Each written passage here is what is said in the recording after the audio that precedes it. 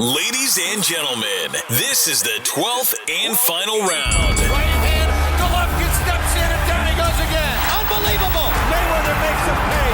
What a rookie mistake. A sensational left hook by De La Hoya. It's facts. I'm the best. You know what I mean? Sometimes I don't want to believe it myself, but it's the truth. I'm the best. I'm going to show you how great I am. From Southern California, this is the Last Round Podcast.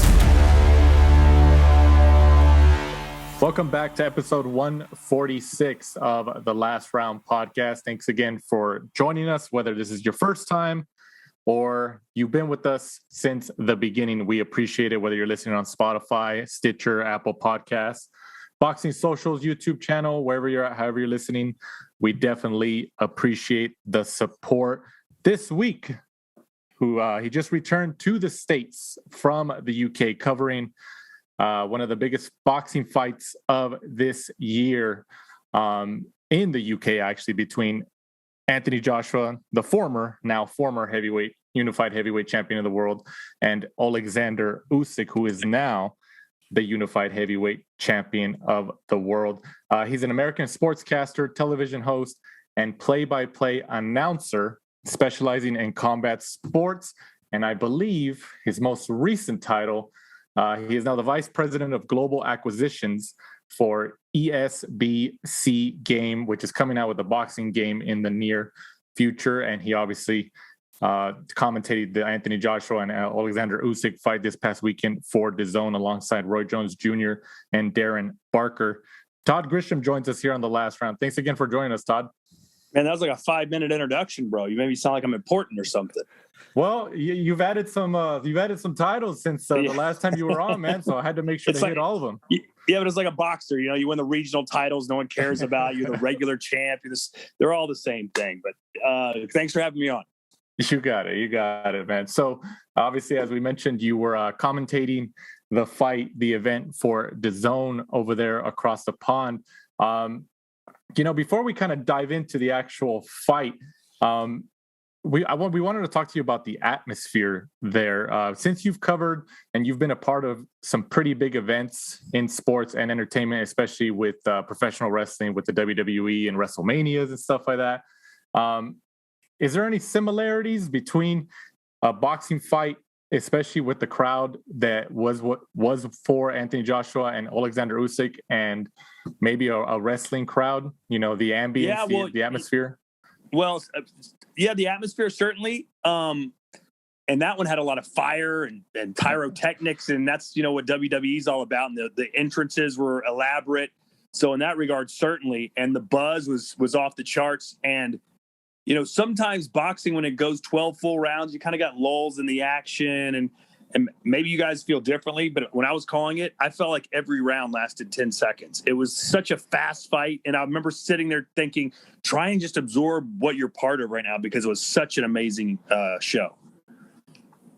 What was the one thing, like, when you were there, when did you really know, like really feel the energy from that crowd? Was it at the main event, or was it maybe the Lawrence Okolie fight? When did you really feel it?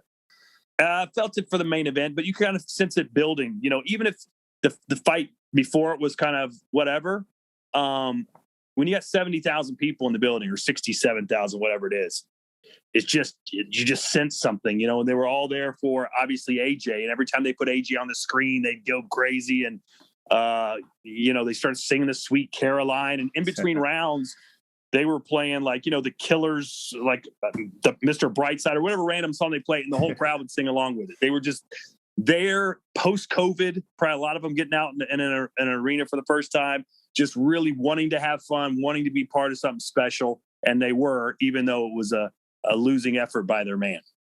Right. So obviously their man, like you mentioned, was Anthony Joshua. He had much of the support there. And it was Alexander Usyk who took his world titles away. Alexander Usyk is now the WBA, IBF, WBO, and IBO world heavyweight champion. What was your take on this fight beforehand, Todd? Did you think that Usyk, obviously he had a chance, at least to us hardcore boxing fans and media and all that, but when you were there live, especially as the rounds were going, what was your opinion? I thought going into the fight, I wasn't the only person that said it. A lot of people said it. as long as Anthony Joshua doesn't try and outbox Usyk, he should be fine.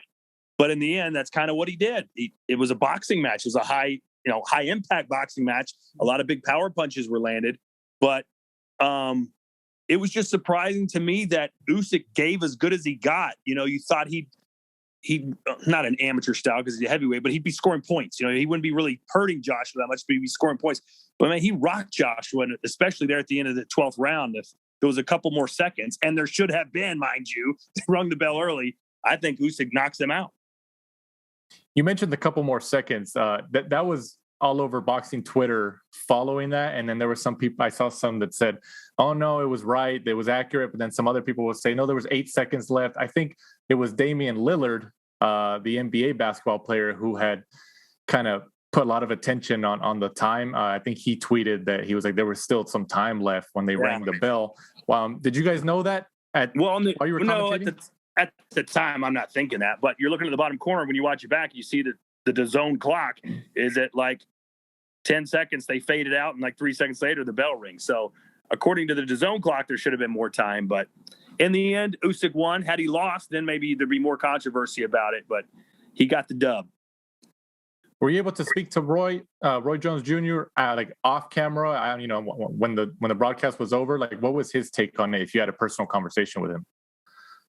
Well, he was pretty much right on, man. I spent so much time with Roy because we had to go back and forth to the arena from our hotel during the week for rehearsals and meetings and whatever. And it's like an hour each way. So we were sitting in the car together like 6 hours. So we went over the fight 100 different ways. But he was definitive. I mean, it wasn't like, I think Usyk will win. If he boxes him, Usyk's going to win. It's over. He's not going to outbox him. There's no chance. And if you listen to the very end of the fight, I'm saying, do you believe this? Do you believe this? When Josh was rocked against the ropes, and Roy's like, of course I believe it. I remember that, yeah. Yeah, because that's what he was preaching. He was like, man, Joshua's got to go in there and hurt him early and get him in trouble. And if he doesn't, Usyk could grind him down. And that's exactly what happened. Todd, how is it for you to be, I'm growing up, I'm sure you, just like us, you watched Roy Jones Jr., boxing, and now you're working alongside him. It's incredible. And I've always said this. My favorite fighter ever is Evander Holyfield. But the best fighter I've ever seen is Roy Jones Jr. I mean, if you go back and watch some of the stuff he was doing, I mean, he was like a giant lion playing with a cub, playing with his food. He'd just sit there and would be like, all right, time to knock the guy out. I'll knock him out. He was just incredible. And the things he did were in the ring. I don't know if we'll ever see another one quite like him. So it's an honor to sit next to him. He's got a great boxing mind. He breaks down fights a little differently than everyone else, but he was spot on for this one. Todd, I'm sure before the fight you got to do some sit-downs with AJ and Usyk, and you probably saw them around the stadium. Did you think he looked too relaxed? Because a lot of people after the fight were kind of saying that AJ was, took a long time coming to the ring. He was, touching gloves with the fans and chatting to his corner team, and he didn't have that, that eye of the tiger, should we say. Yeah.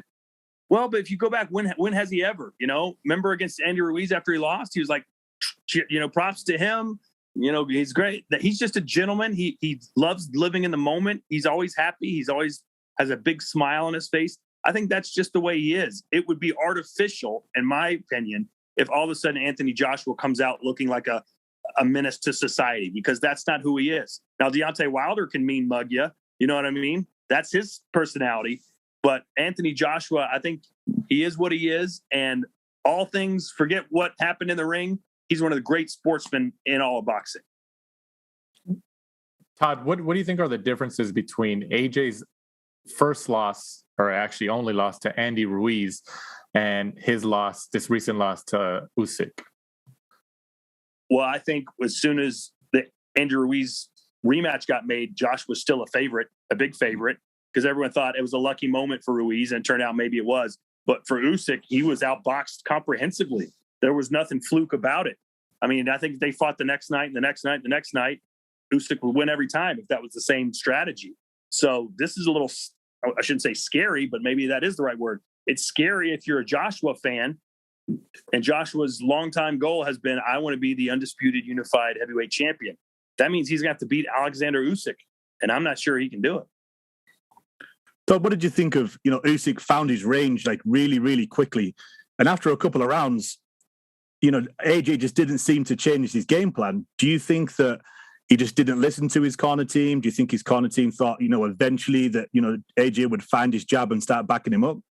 Well, it's so loud there that I'm hearing stuff in my ear. I wasn't really able to hear a lot of what the corner was saying, but from what I've read and heard, they were just very cool, calm, and collected in the corner, no urgency. And, fighters always come in there and say, well, we did this and we did that. They never say, I did this. They say it's a team, my trainer, my coaching staff, my cut man, we're all part of a team. So his job as the fighter is to do what his coach and his trainer tell him to do. So if they're like steady as she goes, then, you can't really fault him that much. I mean, in hindsight, and I said this on another interview I did the other day, you kind of want Teddy Atlas in your corner at some point going, what are you doing? Let's go. Fireman. You're the bigger man. Go knock him out. Don't bog you. You're not winning. You're losing. But he didn't hear that. So it depends on where you want to put the blame. But the corner certainly didn't help. Do you think there was too many cooks in the kitchen, as they say? Because obviously, he's got Rob McCracken, and he also has like Angel Fernandez. There's three kind of like main coaches that are in the corner. Do you think that's too many voices for him to listen to? Well, normally I would say yes, but none of them were any of them saying anything different. It'd be one thing if one of them was saying, go kill him. And someone else was like, no, let's outbox him. But they were all on the same page. So sometimes it's good to have someone to ruffle the feathers a little bit. I think it would have been good for one of the guys to huddle him up before the round ends and say, look, man, we got to do something different. We're losing. You guys are too passive. Light a fire under him. Do something. Now, that said, I think in the 12th round, when people are like, he should have gone for the KO, I think Joshua, in his back of his mind, considering how exhausted he was after the fight, he was like, man, I just want to survive. I'm in trouble. I don't know that I knocked this guy out. And we saw that it was Usyk who almost got the KO. Like in soccer, like in any other sport, as soon as the team starts to lose, they start looking for a new coach. Do you think AJ will look around maybe and, test the waters with somebody else? Well, he always talks about loyalty and family, and he'll tell you he didn't get to where he was without his team. So you're asking him to flush them down the toilet. I don't know that he's going to do it, but maybe if the trainer loves him and says, "Hey, I've taken you where we've taken you, and we need some help. We need a different voice in here." Maybe that happens. I don't know, but something's got to change. At least if he wants to beat Usyk, that style might beat Pulev again. It might be Otto Wallin if he fights him, but he's not going to beat Usyk. One thing I was thinking was a lot of people, the general consensus was, he should have backed him up. He should have leaned on him. He should have done 3 or 4 punch combinations. But we've never seen that AJ. He's never done that. He's always been kind of like a middle range puncher. Yeah. So when people were saying that's what he should have done, that's really kind of like off script for every other fight he's ever done. Well, sometimes you got to do what you got to do. You got to adapt and change, especially he's always taking a little criticism for not using that jab more. It's easy for us to Monday morning quarterback this thing. If he'd gone in there and pushed the pace and gotten caught, we'd all be like, he didn't learn anything from the first Ruiz fight. What an idiot. What's he thinking? He should have stayed on the outside and boxed him. So it's easy to say that now. And it's easy for people to say if they have a rematch, you should just go and try and kill him right away. Because if he doesn't kill him in the first 3 rounds, then what happens? Then he's back to plan A, which got him defeated this time. So it's always going to be a lot of criticism no matter what happens when you lose a major fight like this and the way he lost it. But obviously, if he would have stuck to the jab, kept him at range a little bit more, and been able to land his power punches where Usyk, you make a guy pay. That's if you're a taller guy, hey, if this guy wants to come inside, he's going to pay coming in, he's going to pay going out. And Joshua wasn't able to do that. I don't think he was even trying to do that. You tell me if you agree with this, Todd. But what I noticed when I was watching the fight, comparing it to the second Ruiz fight that AJ had, I felt like AJ was a little bit more timid and hesitant because of Ruiz's power. Maybe because he got stopped in the first fight, as compared to in this Usyk fight. I think he knew that Usyk could, catch him with some shots, but I feel like he was a little bit more hesitant with Ruiz because of his power than he was with Usyk. Do you agree or disagree with that? There was a moment, I think it was the 3rd round, might have been the 2nd, where Usyk really clipped it good. And you're like, whoa, he might be hurt. And I think that kind of set the tone where Josh was like, wait a minute now. I've been reading how this guy's doesn't have a lot of pop, but he's got a lot of pop. This was the heaviest Usyk's ever weighed. You know what I mean? When you got a cruiserweight who's now like, look, I can eat pretty much what I want. I can go heavy on the weights and go heavy on the heavy bag. I'm building muscle now. I don't need to cut. I mean, Usyk's become a true, real heavyweight. And he was screaming that from the highest mountain coming into this fight. He would get offended when you would say, you know, you're kind of a blown up cruiserweight. No, I'm a real heavyweight and I'm going to show you. And he did. And Roy, you know, your partner on the commentating table, Roy Jones Jr., moved up to heavyweight as well from cruiserweight. So, I mean, who better at that point, at least to commentate and opine on a situation like that, right? Right. Yeah. He was a light heavyweight. He jumped cruiserweight. He skipped it just to win heavyweight title. But then he cut all the way back down to light heavy, and then he just got blitzed by, what was it, Glenn Johnson or Tarver? It was Tarver, terrible. Yeah. But he certainly knows. But I mean, his body, Jones didn't really look like a true heavyweight. I don't know what he weighed for that fight. But Usyk, if you didn't know anything, you'd be like, he looks like a heavyweight. Mm-hmm. You know? And he's taller than Ruiz. He's got better movement than Ruiz. The only thing Ruiz had was faster hands. And I think Usyk's power is really underrated. So in terms of a rematch, obviously Eddie Hearn of Matchroom Boxing and AJ, they've already pretty much indicated, hey, you know, we're going to exercise the rematch clause. You know, much of the opinion, and then like you said, Roy Jones Jr., and you kind of shared the same opinion that if he tries to box Usyk, it's not going to work. You know, Usyk his boxing ability and his technique is more superior to AJ's. So, I mean, how does he win the second fight and get his belts back? I don't think if I'm him, I don't take it next. I go back to the drawing board. You don't want to fight a jobber, so to speak, but why not fight, you know, an Otto Wallen next, and then a Derek Chisora next, and then a Dillian White next, and build your confidence and, you know, build your style a little better and work on things. So then when you fight Usyk, you've got some momentum, because right now, I mean, Joshua probably feels like he's the bottom of the deep end of the swimming pool. He's got to swim all the way up, and, you know, he's got to somehow beat this tiger, this guy that just destroyed him, you know. But fair play to him if he can come back and do it. You know, that's what Wilder's doing. And I know you want to talk about Wilder in a minute, but Wilder, when he lost that fight to Fury, I was thinking, do not rematch. Same thing right now. Like, do not rematch. And there's nothing's going to change. It's going to be even worse, horrible. But it's been so long since that fight's happened, and so much has changed in both the fighters' camps and their attitudes and mentalities. I think Wilder's got a really good shot to win this fight. Now, if Joshua and Usyk doesn't happen again for another year and a half, then yeah, maybe he does. But to come back in 3 or 4 months and fight him again, I don't see how anything changes.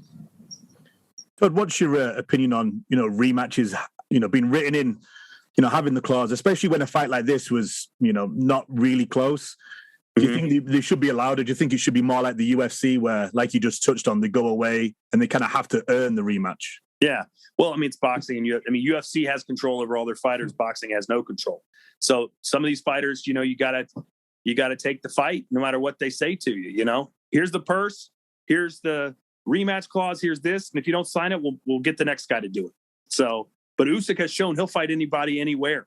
I mean, he's the ultimate road warrior, and I did see where he said, if we have the rematch, if Joshua takes the rematch, I'd love to have it in Kiev, Ukraine, in the big Olympic stadium there.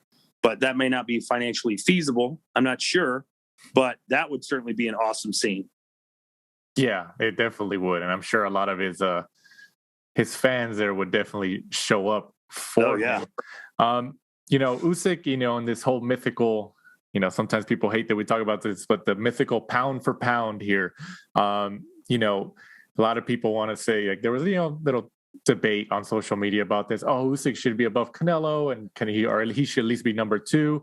You know, mythical. What's your measurement of his win, and where does he land? I put him in the top 3 probably. I think it would be Canelo, and then Tyson Fury, him, and somewhat of that order maybe. You know, and then maybe Crawford. I'm just spewing stuff out right now, but how do you not put him up there? Undisputed unified cruiserweight champion. He went through some pretty big, nasty guys to get there. Who's up to heavyweight. He's 3-0, including a win over Anthony Joshua in front of 70,000 people in his hometown. A convincing win over the heavyweight champion. So, I mean, wherever you want to put him, you got to have him in your top 5 for sure. But Right. now, I think if he fights Fury, I think Fury probably wins because Fury's much better distance and range and movement than Anthony Joshua is, and that will probably give Usyk some problems. But other than that, I don't know anyone else that's going to be able to beat him unless they land a big, heavy punch. Chisora couldn't get him out of there. That's a pretty damn heavy hitter. Yeah, that's true. Maybe Wilder. That would be a fun. If Wilder can somehow beat Fury, him versus Usyk would be a lot of fun because Wilder, you know what he's going to do. He's not going to try and box and do it. He's going to be like, come on, let's go. I'm going to try and hit you as hard as I possibly can. So transitioning to the trilogy match between Fury and Wilder on October 9th, Todd. Obviously, we know that Deontay Wilder's weapon is that right hand, that straight missile that he's been utilizing his whole professional career, and it's been working for him. He connects on you, and you just go down like a sack of potatoes. Do you think it's wise for him to just rely on that again against Fury after this second fight where he lost? Well, how good can he be if he does? Let's say he doesn't have the big right hand, then how does he win a fight? What does he need to do? That's his thing. That's it. It's his right hand. Now he can learn how to deliver it a little better, a little more often, and set it up maybe better. But that's you dance with the girl that you brung to the dance. You know what I mean? That's who he's got. So I think more for him, instead of phrasing it, he's relying on the right hand because he has to rely on the right hand. He's just got to change his strategy. Instead of fighting on his back foot and let Tyson Fury, he's got to bite down on his mouthpiece and put a line in the sand in the middle of the ring and say, I'm not moving. Mm-hmm. That's what in my opinion, he's got to do that. And he says he's going to. Obviously, Wilder's now got, Malik Scott in his corner, who's been, looks like he's been trying to show him some new things, but that old-time phrase of you can't teach old dogs new tricks. What do you think of that, Todd? Yeah. Do you think he's just going to be too old? And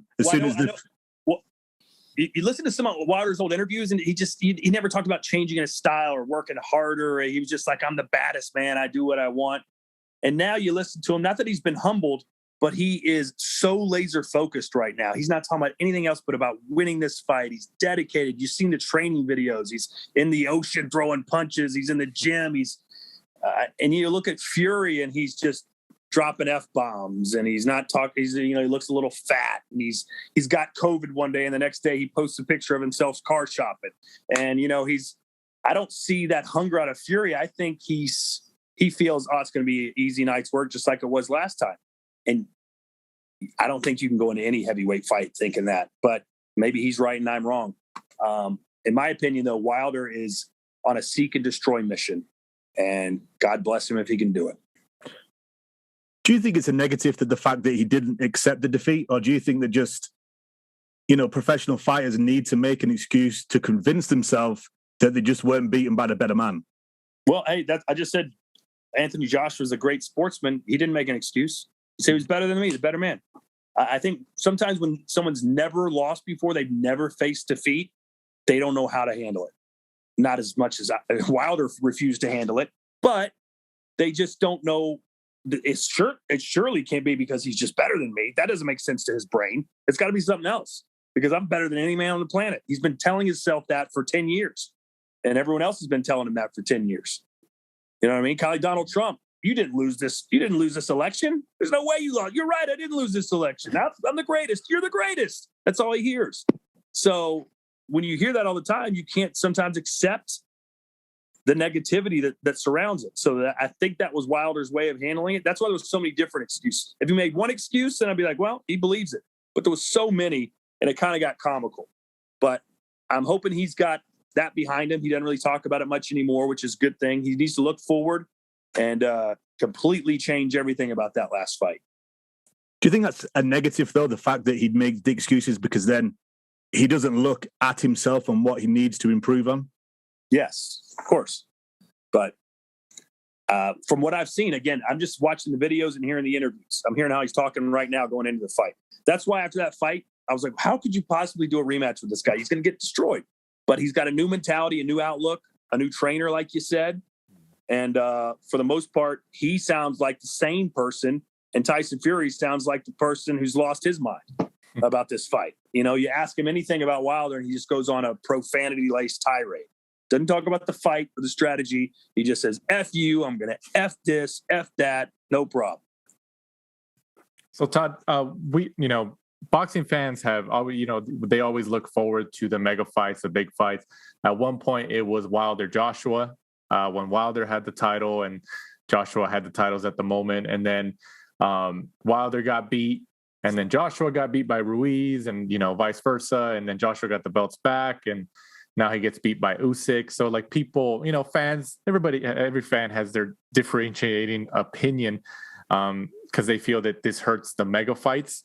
But do you think that, all these different pieces of the heavyweight division, for example, an Usyk coming in and beating Joshua, or Ruiz coming in initially and beating Joshua, do you think that adds to the drama of the heavyweight division, or do you want to see the more organized, winners? Like, okay, Joshua's the favorite, he should win, so we can set up a match with Fury later on down the line.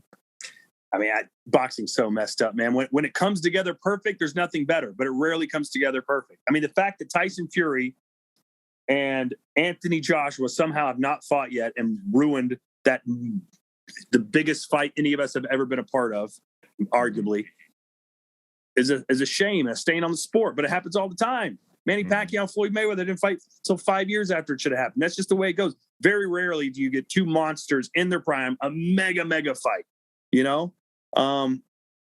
Maybe they can build it back up, the Fury versus Joshua fight. I don't know.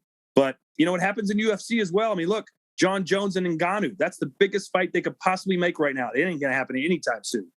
John Jones is sitting in a Las Vegas jail cell, and Ngannou's furious that they have an interim heavyweight champion. So it happens in all fight sports, but more than often, or more than any other sport, it happens in boxing, and it's a real shame. So how would you rank the heavyweights right now, from your personal opinion as a boxing fan? Maybe I'll just give you the top four because then I'll be forgetting somebody. Yeah. I mean, the top. You got to go Fury. I would go Fury, Usyk, Joshua, and Wilder. That's how I'd look at it. Top four, unless I'm forgetting someone. I'm probably not. I mean, after that, you get into the Dillian Whites and the Otto Wallins and the Derek Chisores of the world. None of them have really stamped their names on things. I'm trying to think of Joe Joyce is probably flirting at the top. I like Michael Hunter, man. That guy's nasty. Hrgovic, the Croatian. I mean, a lot of these young. It's almost like I wish we could go back to the K1. I don't know if you guys watched the K1 kickboxing MMA? back in the day. Or kickboxing. Kickboxing. Yeah. They have an 8-man one-night tournament. Can you imagine if we got the top 8 heavyweight, like 3-round fights? 1 versus 8, 2 versus 7, 3.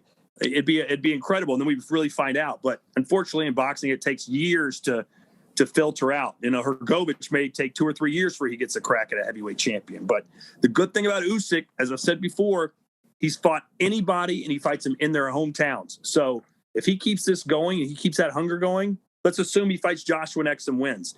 He's not the kind of guy that's going to say, well, I'm not going to fight Deontay Wilder right now because I'm going to take an easy fight against. He's not going to do that. It's just not the way he's raised. And he said many times, I don't fight for money. I don't fight for titles. I fight for glory. So if people are like, hey, Usyk, we think this is the guy you can't beat or the best opponent for you, I think he will fight that guy as long as it makes financial sense. Right. Yeah. It always goes back to the finances in boxing, doesn't it, Todd? So, one last take on the Wilder Fury on October 9th. You think it ends the same way? Fury? I don't remember. I said this a couple of weeks ago. I would have bet a large portion of my life savings that Tyson Fury would have beaten Deontay Wilder a month or two after the fight. But right now, for some reason, I got a feeling I think Wilder knocks him out. Man, you know what? I've been sharing that same opinion the last couple of weeks as well. I think it was reasonable to think that Fury was just going to take it again. Like, it's going to be the repeat of the second fight. But I don't know. Yeah. I may look stupid. But if Wilder's the only way Wilder can win, I think, is to stand there and turn it into a brawl. And the way Fury's talking, like, I'm gonna go in there and crush this guy. He's nothing. He's just, you've heard it. If Fury does that and Wilder does what he says he's going to do, then it's a 50-50 fight. Mm-hmm. Do we see a fourth match? Why not? If Wilder wins? I don't know how the the contract reads right now. But I think if Wilder wins, I throw him right in there against Usyk. He wants to be undisputed as well. Right. Trust me, the longer this goes, eventually someone's gonna strip him of a title because he didn't fight their mandatory first, so blah, blah, blah. And then it's gonna be gone for 4 or 5 years. That's just the way it happens. So, get Wilder getting good. But Wilder, I don't know. I'm not sure how motivated Wilder is to be undisputed and unified. I'm sure he wants it, but he's not like Joshua was about it. He's not obsessed with it. Mm-hmm. Right. Also on the card, another bout that you call another WBO Cruiserweight World Title fight. Lawrence Okolie gets a 3rd round KO over, is it Dylan? He's from Montenegro. And he got sent back there pretty quickly. What was your take on the fight and Okolie's win, obviously? I mean, Okolie, it was a complete and utter mismatch. He was a 40-1 favorite. Mm-hmm. It's just embarrassing. What was it, WBO title? It's just so embarrassing if you're like, who's the main person from WBO? Sit in a room and look me straight in the eyes, and you tell me this guy's about to fight is the best cruiserweight in the world other than Okolie, according to you. Is that true? Are you willing to put your reputation on that? Or would you rather pick one of these other 10 guys over here? Who's going to give him the best fight? Your guy's not. But because you want money, because you're greedy, because you don't want to have the same mandatory as the other belt, you got to fight this guy. Mm-hmm. It's the same thing that happened with Canelo and Yeldrin. No, Yeldrin? Turkish guy. Yeldrin, It was like it's like when you're at the fair, because I was at the fair last night, and they go, world's smallest man, pay $1 to walk in this trailer and check him out. You walk in there and they got like a 5-year-old kid in there pretending to smoke a cigarette. You're like, oh, I got hoodwinked. And that's what boxing's all about. You got hoodwinked. So it was an easy night's work for Okolie. He didn't get better. We didn't learn anything about him. It was a waste of time. Not from this one performance, obviously, because like you said, it was kind of one-sided. But from what you've seen from Okolie so far, how do you think he'll fare when he steps up to heavyweight? I think, he's got, I asked Roy Jones about it. He's got the frame for sure. He's got such a long reach, and he was using that to measure his opponent all night. And you get a guy like that. It's kind of like how Klitschko was. You throw a big left hook or whatever, and he's got his right arm out there, his jab, or his left arm out there, his jab. He's blocking all your punches just with the jab. So Okolie is certainly has the frame for it, and he's got the mentality. That's what he wants to do. I don't see why he can't. He reminds me a little bit of, I've already mentioned his name, a little bit of a boxing version of John Jones. You look at Jones and you're like, man, this guy's really good, and he could go up and go up another couple divisions and do some damage. So I think Okolie can certainly do that if he continues to improve. They've got long levers, long frame, just like John Jones. Yeah, exactly. Yeah. And she's shredded just like Jones used to be. Not so much anymore. As heavyweight. I was going to say, he's not shredded anymore, man. No, he's not. Okolie, I believe he has that story, where he used to work at McDonald's, and I think his last fight or one of his previous fights after his win, the McDonald's, I don't know if it was a Twitter account or one of those, gave him like a shout out. They acknowledged the win pretty much. Do you think that's ever going to happen, that he gets that sponsorship? Why not? I mean, his nickname's the Sauce, and Big Mac's got this special sauce, right? But he weighed, I think, 240 pounds when he was 17. I mean, imagine. And it was fat. He wasn't like a big football player. He was fat. But hey, it shows you what boxing can do to you, or do for you. If you put your mind to it, get stuck in, you're disciplined, you work hard and train hard, you could turn out to be Lawrence Okolie, or at least look like him. Did you have AJ winning the Olympics 2012 was what turned him? Yeah, you're right. Yeah, he said that was one of the motivating factors for sure. Yeah. And he, dream come true for him to fight as his co-main event in Tottenham Hotspur Stadium. Yeah, definitely. Also on the card, Callum Smith returns since his fight, I believe, to Canelo Alvarez, his loss to Canelo Alvarez, and gets a second round TKO over Lenin Castillo. What do you think about Callum Smith's performance, Todd? That was one of the most brutal knockouts I've ever seen, regardless of the sport. I mean, his body is, I'm not trying to be funny here, but I worked at WWE for 8 years, and wrestlers would do that. If they got slammed hard, they'd fake like they were, they'd act like they were, being electrocuted, and we go, oh my God, look at me. It's a big joke. But this was happening to a real human being, and it was scary. And it was thank God he's okay now. Castillo believes released from the hospital. They did a brain scan. Everything's okay. But, man, that was violent, vicious, and scary. Mm-hmm. Yeah. No, luckily he's okay. I think we heard some subsequent news that he was already released from the hospital. So, that's great news. In regards to Callum Smith, Todd, obviously he looked good. He got the job done early night for him. What does that tell you about somebody like Canelo Alvarez, who, had, I don't want to say an easy time. I don't want to, negatively address Callum Smith, but, how the time that he won almost every round. I mean, facts are facts, right? Yeah, I mean, that's true. That's true. Well, if you ask Callum Smith, he'll say, "Man, I was completely drained, cutting to 168 was destroying my body." He keeps saying, "I don't want to take anything from Canelo, but I wasn't my best." And you'll see at 175. I'll show you guys in this fight that I, blah blah blah. And boy, did he show us, because Castillo may not have been the best opponent, but he'd never been stopped. And he's been in there with some pretty big names. So the fact that Callum destroyed him instantly does speak volumes about his power and maybe how he's going to carry himself as a light heavyweight. So you think Callum Smith is really going to fill out at 175 pounds and really make a mark with these other big light heavyweights? It's hard to argue about what we just saw. What I saw is what I saw. Now I don't know how he's going to fare against the other big names in the division, but he's off to a pretty darn good start. Dimitri Bivol will be in there. Bivol went 12 rounds with this guy, Castillo. They went 12 rounds.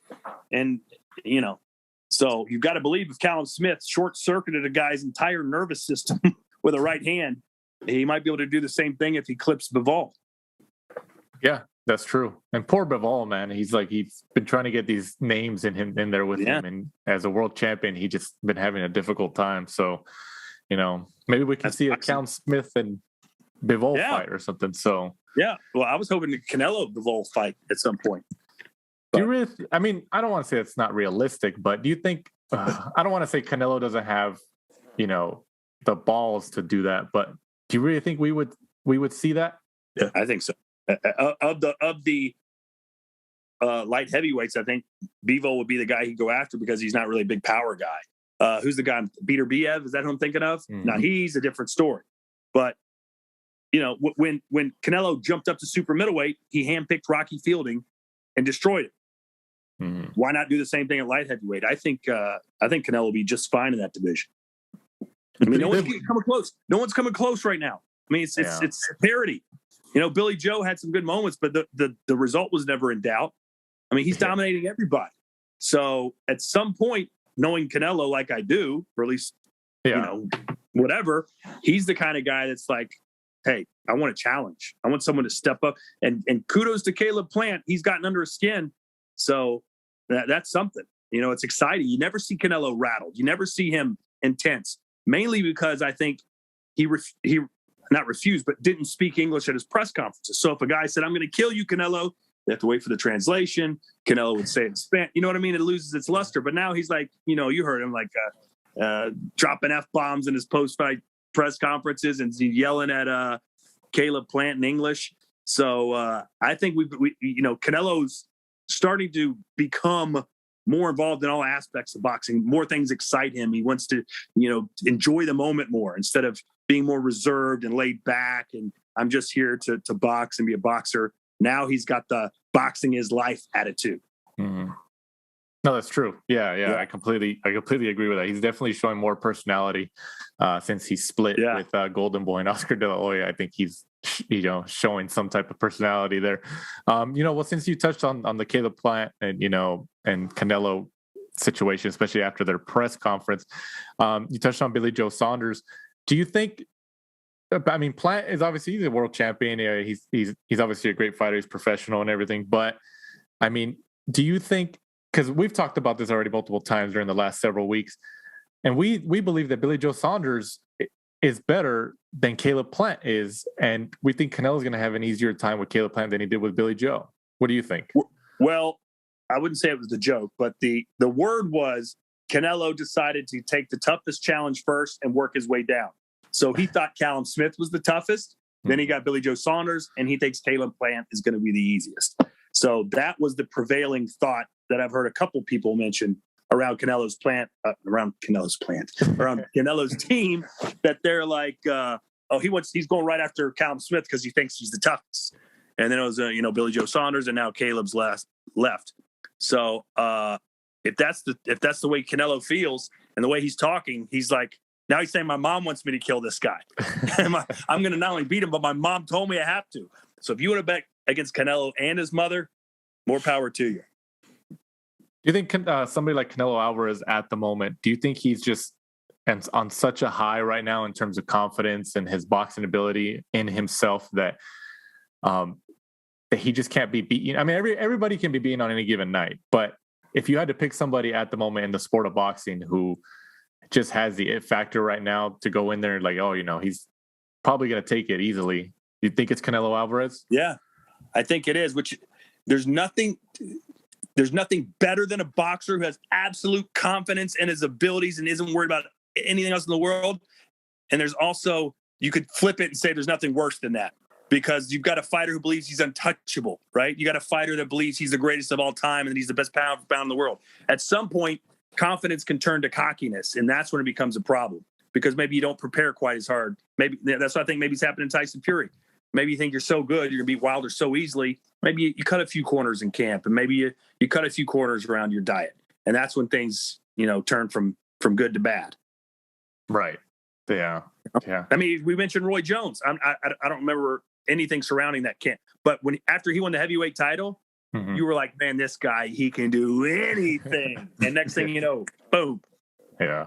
That's true. Yeah, no, that's true. Yeah. I mean, he won in there. I think it was a John Ruiz that he won it from. Clinic. And then Clinic, yeah. And he was definitely on a high after that. And, boxing has its up and downs, obviously. One fight that we did want to touch on the AJ-Usyk card, Todd, which got a lot of controversial pushback, if you want to describe it that way. It's Campbell Hatton and Sonny Martinez. What was your take? Disgrace. Complete disgrace. When you heard the scorecards there, what was sitting next to Roy? What was his physical reaction? Well, Roy wasn't there yet. It was me and Darren Barker. It never even crossed. If you listen to the commentary, I don't remember exactly what we were saying, but it was like, well, Campbell's lost his first fight. What does he need to do differently next time? And the whole during the fight, Darren was criticized. Oh man, he's getting lit up. And I mean, it never crossed my mind. I didn't even think he won a round. He might have won one round. It was a 6-round fight. I thought it was 5-1. Not that I was scoring, but I mean, it wasn't. I couldn't even fathom that he would lose. And then when he started reading he said, well, it's 57-56. I'm like, whoa, that's a real close. It shouldn't be this close. And then he lost. It was a joke. It really was a joke. But the referee over there in England, sometimes the referee just is the judge. And that's what happened in that fight. So there weren't 3 judges. So I guess you give the referee a little bit of a pass, because apparently he does have a good reputation there. Maybe he got distracted. Maybe he wasn't seeing it the way it was, but it was a disgrace. Mike, what'd you think about Campbell Hatton's win, in quotation marks? I think Todd really summed it up. It's a disgrace, wasn't it? It's just a black eye for boxing. He was the home fighter. Obviously, he's got the Hatton name. So I think sometimes those sorts of things, sway the referee, sway the judges. But that wasn't even close. I mean, the referee could have given it to the away fighter and nobody would have said a word. It was probably worse the fact that he did it that way. It was embarrassing. Well, I said this yesterday to somebody. If you switch the names on the guy, and Sonny Martinez, is that his name, Martinez? Yeah. Right. If he was Campbell Hatton and they did the vice versa switch, he would have won 6 rounds to 0. Mm-hmm. You know what I mean? But the fact that his name wasn't Campbell Hatton, he lost. Right. Because he lit him up. The crowd would have been the crowd never even cheered for it. There was nothing to cheer about ever. The only time they cheer is after he'd been rocked a couple times and they're like, oh, come on, you can hang in there. That was it. It was one-sided. The other guy was dancing, sticking his tongue out, leaning against the ropes, playing rope-a-dope, slap and tickle. He was having the time of his life. We weren't saying that. Like, look, he's soaking in the moment. He's a 2-4 fighter, but he's on this big stage fighting the son of a legend, and he's beating him comprehensively, and he's having the time of his life. And then he lost. Right. Yeah, that's true. But with the last name Hatton in the UK, that holds a lot of stock with people over there. So we'll see how that goes. Another fight that's actually this in November, Todd, is Terrence Crawford and Sean Porter. Finally, Terrence Crawford gets a good name on his resume, at least to fight as of right now. Who wins that fight? I don't know. Crawford's the favorite, but he's never fought anybody like Sean Porter. Mm-hmm. So, Crawford thinks it's going to be I wouldn't say an easy night, but I will make a statement. It will be definitive. But man, Sean Porter's a beast. He's a I will not stop until you kill me type of fighter. And I don't know if Terrence Crawford can kill him. Right. That's true. Yeah. It's definitely going to be a difficult decision. What about Virgil Ortiz? Virgil Ortiz is the number one ranked for mandatory for the WBO, which is the title that Terrence Crawford holds. Do you think if Ortiz fought Crawford, let's just say next month, how does he win? Do you think has a chance? You don't know if a guy can swim in the deep end until you push him in the water. He hasn't fought anyone at that level. I don't know. You'd like to think he could make it competitive, but you ask Crawford. He was after his last fight. Crawford tweeted something like, "You honestly think this guy can even compete with me? It's a joke. Come on, stop it." Like it's funny to him. He's not like, "Hey, I'd love to get the challenge, give the kid a shot." He thinks it's funny. So I don't know what would happen, but I think Ortiz is a few fights away from biting off that big piece of meat. So, but hey, guys, I appreciate you having me on the show, man. No problem. We were just before we let you go, any news on the Esports Boxing Club game? Anything you can talk about before we let you go here? Oh boy, things are churning, man. It's gone from like a not a regional game, but a smaller game that was going to be kind of cool. And now it's turning into we're trying to create the greatest fight game that's ever been made. So it's getting bigger and bigger every day. And we're signing more and more fighters, and it's going to be awesome when it gets released. And, we don't have a release date yet, but just know that the man behind the curtain right now, we're doing all we can, and we're creating a monster. All right, that's good news because you guys have a high bar, man. There's a big hype. There's a lot of hype behind it. Listen, man, we've got Tyson Fury and Alexander-Usyk in the game, signed, sealed, delivered, ready to go. So Canelo too, right? Who?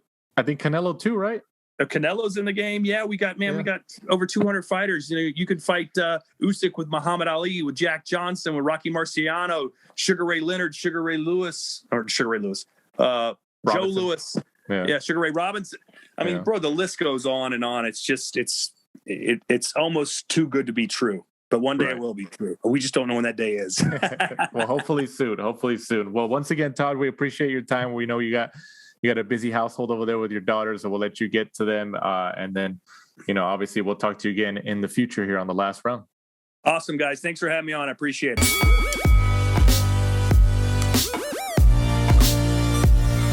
Todd Grisham. He's always a good one. He talks well. He gives very thorough answers. He's one of those sports commentators who he doesn't sit on the fence. Like, he'll give you his opinion. And, obviously we can appreciate that. Right, Mike?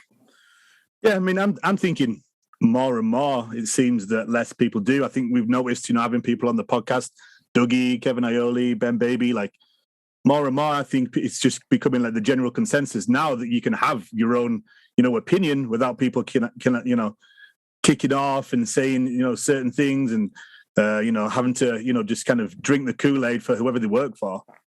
Yeah, it's good. It adds to the, I guess, the ambiance of the sport of boxing. So, but I'm looking forward to that video game. Like, I'm glad I told them, I was like, hey man, you got a high bar. There's a lot of hype behind that game because there really hasn't been, I don't think there's been any that I know of, any legitimate boxing game since Fight Night. Yeah. Which was years ago. There's still people who play Fight Night religiously, and online or whatever they do. I don't even know what it is anymore. But remember the start of COVID where they did the Fight Night. Exactly. Yeah, exactly. So it's still happening. So hopefully it pans out because there's a lot of hype behind it, especially with all these big fighters that they're signing. It'd be great to have an updated and modern boxing game. But as we sign off here for this week's episode of The Last Round, Mike, go ahead and let our followers and listeners know again where they can find us and follow us? We're at The Last Round 12 on Instagram and Twitter. And be sure to join us next week. We'll be reviewing the big Tyson Fury against Deontay Wilder 3 match. Yeah, looking forward to that one, definitely. I think, like Todd said, and I agree, I think it's not Fury's a reasonable favorite, but I don't know. There's something in my gut that says that Wilder might pull it off, but we'll see. That's what makes fights exciting and intriguing. So once again, for my co-host, Michael Shepard, I'm Danny Z. This is The Last Round. Thanks for supporting and listening to the show. Follow us at The Last Round 12 on social media. Rate, review, and subscribe. This is The Last Round Podcast.